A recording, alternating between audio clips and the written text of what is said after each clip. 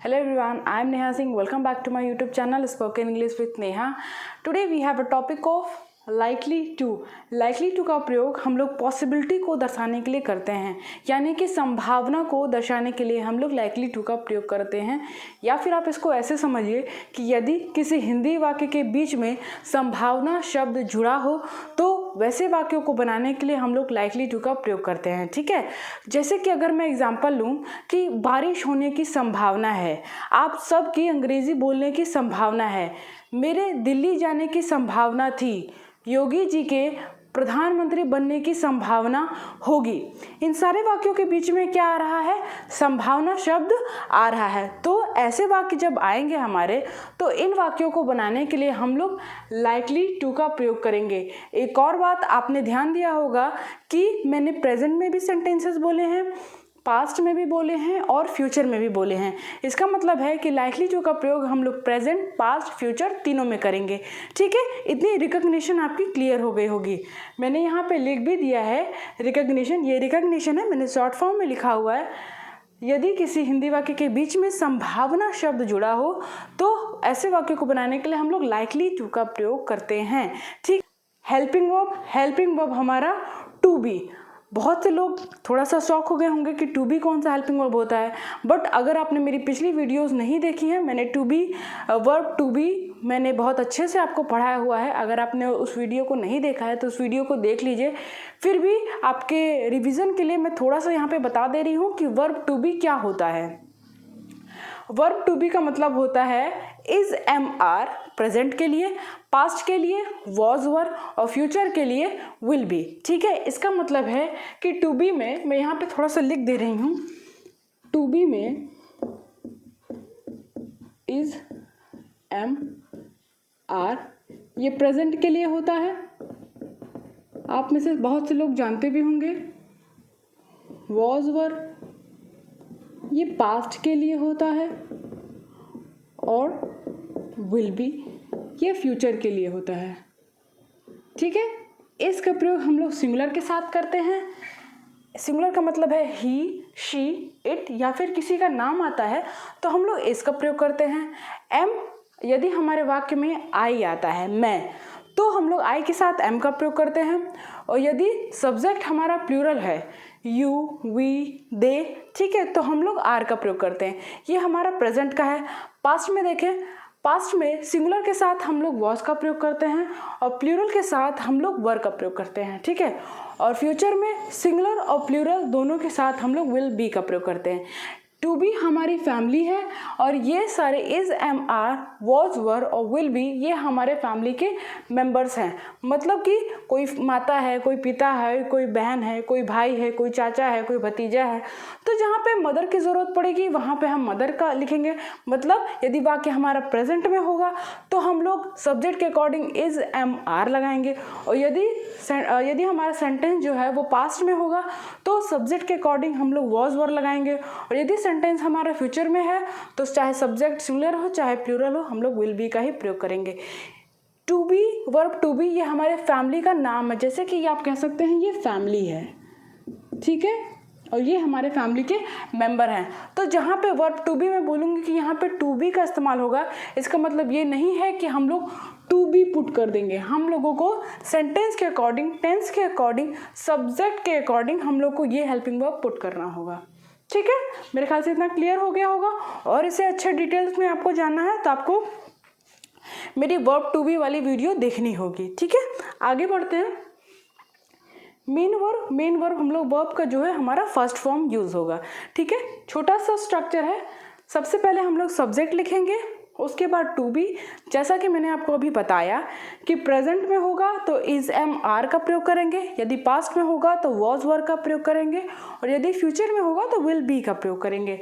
ठीक है, इसका मतलब ये नहीं है, मैं बार बार बोल रही हूँ कि इसका मतलब ये नहीं है कि आप सेंटेंस में आई टू बी लगा करके सेंटेंस बनाइए। देखिए, जैसे मैंने यहाँ पे बताया है आई एम मैंने लिखा है, ना कि मैंने आई टू बी लिखा है। ठीक है, so subject according to the sentence हम लोग यहाँ पे हेल्पिंग वर्ब पुट करेंगे, उसके बाद likely to, उसके बाद वर्ब की first form and thereafter object, ये हमारा छोटा सा स्ट्रक्चर बन करके आएगा। ठीक है, स्ट्रक्चर क्लियर हो गया होगा आपको।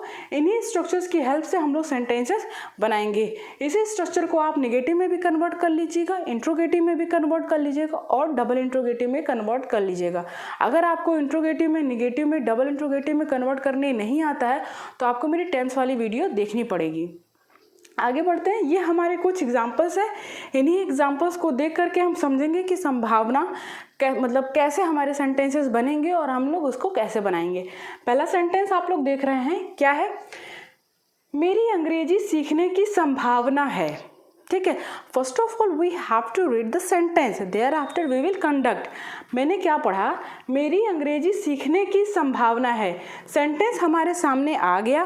ठीक है, सेंटेंस को देखने के बाद आप लोग यहाँ पे नोटिस कर रहे होंगे कि यहाँ पे संभावना शब्द जुड़ा हुआ है।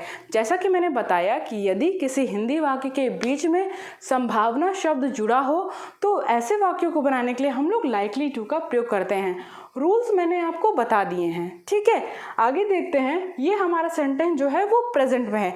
इसका मतलब है कि इस एम आर में से हम किसी का प्रयोग करेंगे। तो सबसे पहले सब्जेक्ट देखते हैं। सब्जेक्ट क्या है हमारा? मेरी। मेरी का क्या मतलब है?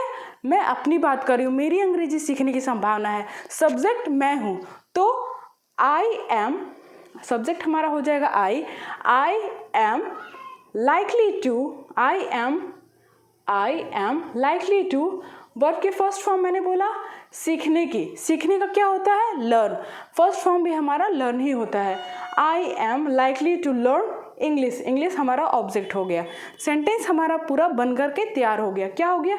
I am likely to learn English. मेरी अंग्रेजी सीखने की संभावना है। ठीक है, समझ में आ गया होगा आपको। नेक्स्ट, उसके विदेश जाने की संभावना थी। उसके विदेश जाने की संभावना थी। संभावना शब्द जुड़ा हुआ है और आप देख रहे हैं कि ये हमारा सेंटेंस जो है वो पास्ट में है। ठीक है, बनाते हैं।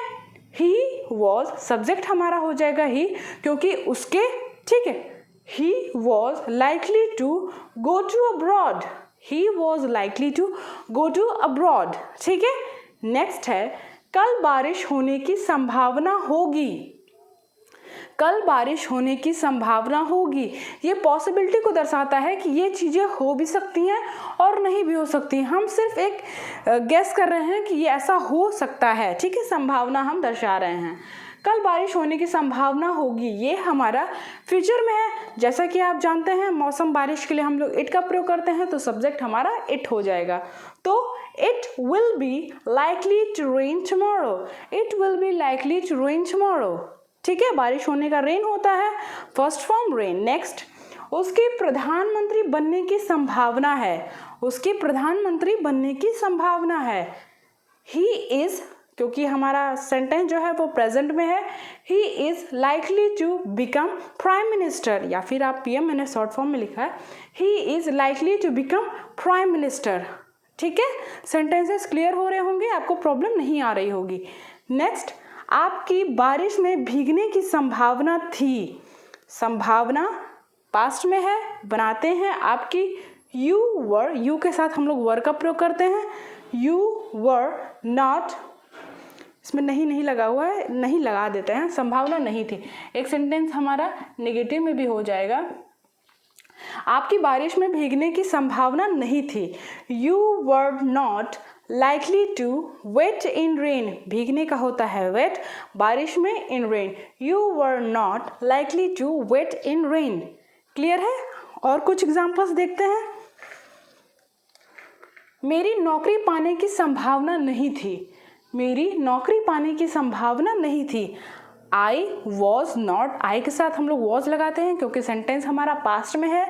आई was not likely to get job.